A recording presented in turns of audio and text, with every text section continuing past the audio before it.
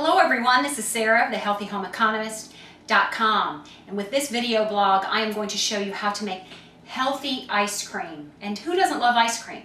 It's the best and most favorite dessert in America. I mean, everybody loves ice cream. Americans are eating about 5 times more ice cream than they did even 50 years ago. And unfortunately, commercial ice creams are full of unlabeled additives and ingredients that for many people would be considered toxic.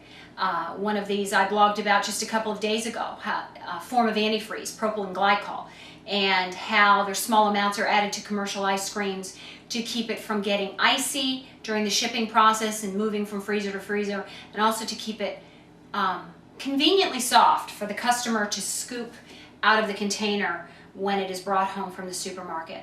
You will notice when you make ice cream yourself for the first time how hard it is in comparison to commercial ice creams. And this is because obviously you don't add antifreeze to your own ice cream at home.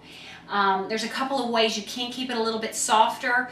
You can add a couple of tablespoons of vodka to your recipe, which I have never done myself, but I understand does soften it up a little bit.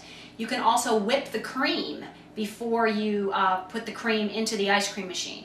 And I understand getting some air in there does help a little bit. But all in all, homemade ice cream is still going to be much harder than the ice cream that you're used to at the store. And it's also going to tend to get a little bit icy from time to time. In our case, the ice cream is so hard that when we bring it out of the freezer, we have to leave it on the counter for about 10 or 15 minutes, believe it or not, so it can soften up so we can even scoop some out. And when you bring it out and leave it out for a few minutes, there's a little bit of thawing that goes out on the top layer of the ice cream. And when you do that and bring it in and out of the freezer, it does get a little icy on the top. So the consistency of homemade ice cream is not going to mirror the commercial ice creams, which are so amazingly smooth and amazingly easy to scoop out and all of this. But just know that that convenience comes at a price with your health, because all of these wonderful conveniences with commercial ice cream are not natural and not normal. But once you make your own ice cream at home, you'll see how much better it tastes, how you don't feel bad from eating it. When my children aren't feeling well, a lot of times I'll give them a bowl of homemade ice cream. It's a fantastic healthy food when you make it yourself.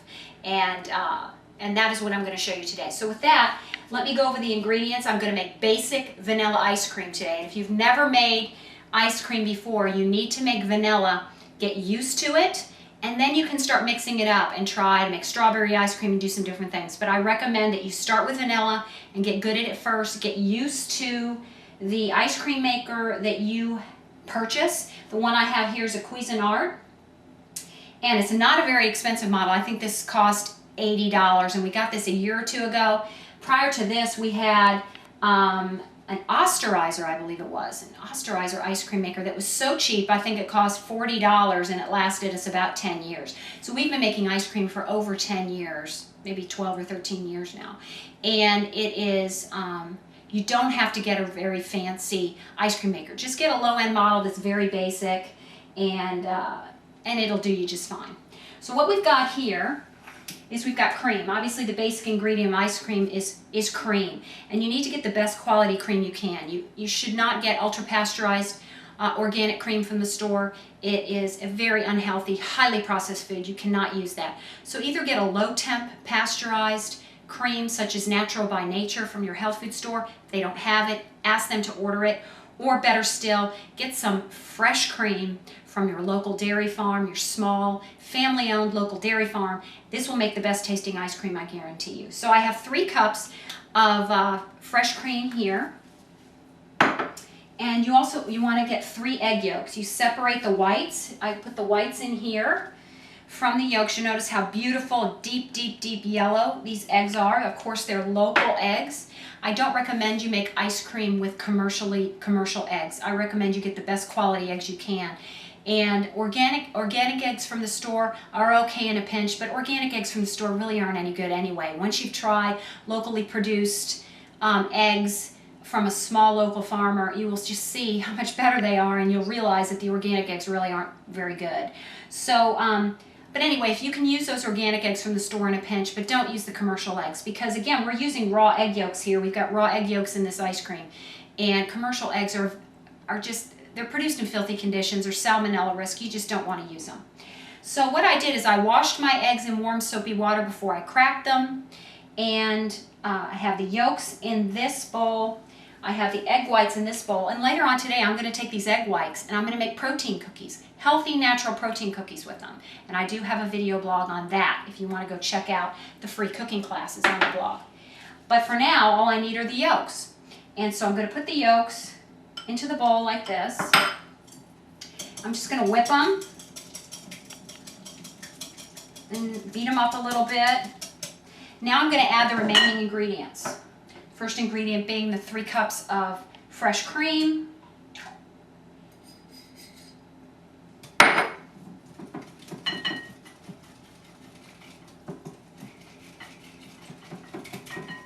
And next I'm going to add ½ cup of grade B maple syrup. Now I recommend maple syrup as the best sweetener for your home ice cream because it's cold. Honey tends to get very hard when it gets cold.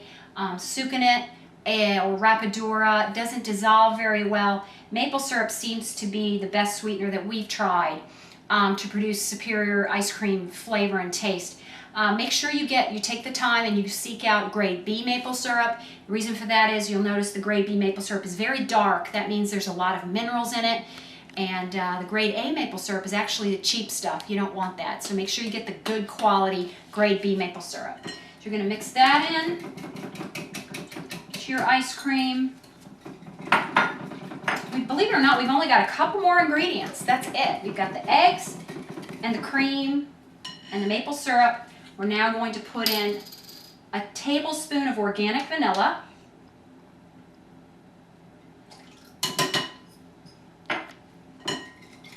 Mix that in a bit. And we're also going to put in a tablespoon of arrowroot powder. And arrowroot powder gives a little bit of body to the ice cream. A little bit of smoothness, a little bit of body. Also thickens it up a little bit.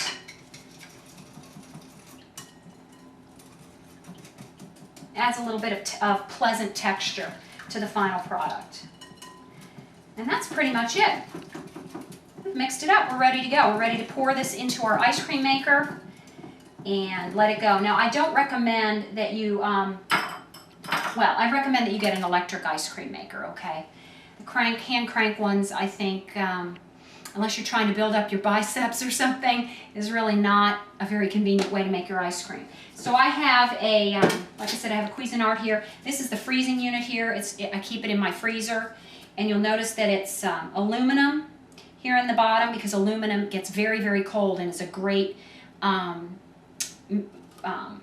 material to have in an ice cream maker. But you say, aluminum, isn't that dangerous? Well, it is dangerous if once you make the ice cream, you scoop it out with a metal spoon. Don't ever scrape out your aluminum ice cream maker with a metal implement, okay? That's when you're going to get aluminum in your ice cream. But the aluminum is fine to make your ice cream as long as you don't scratch it. So always use a wooden or a plastic type of an implement to scoop out your ice cream after it's done, and then you won't scratch the aluminum and you won't have to worry about that, okay? So, let's put the freezing unit here in the bottom. We've got our little mixing unit here. We're going to pour in the mixture, the ice cream mixture. And we're going to put on the lid. We're going to turn this on and we'll pick it up when the ice cream is done and we'll talk about that.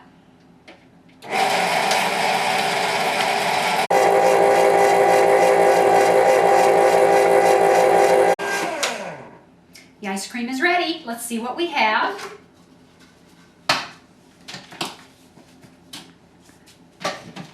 As you can see, we have some nice thick ice cream here. And just follow the directions for your particular ice cream maker. And after a while, after you make a few batches, you'll be able to tell when it's ready. It starts to thicken up, it starts to bulge up a little bit as the ice cream starts to freeze. What I do is we'll take this out, the mixing unit, and stick this on the plate, and somebody, one of the kids or whoever, will lick it clean. Put that on the plate, and then we'll take this, and you can see that I use a Pyrex. You want a flat container, okay? Don't put it in a container such as you would find commercial ice creams in the store. It's just going to be too hard. The stuff you make at home is going to be too hard. You'll never scoop it out. It'll be very frustrating for you. So get yourself a flat Pyrex bowl like this, and then just scoop it out into the container. Like, once you get it all out of the ice cream maker, you just kind of pat it down like this till it's even in the container. So, then you're going to put on the lid and put it in the freezer. And that's all there is to it to make healthy ice cream for your family. When the kids get home from school today, I've got a healthy snack ready to go. This is Sarah, the Healthy Home Economist, and I'm wishing you all the best in the kitchen.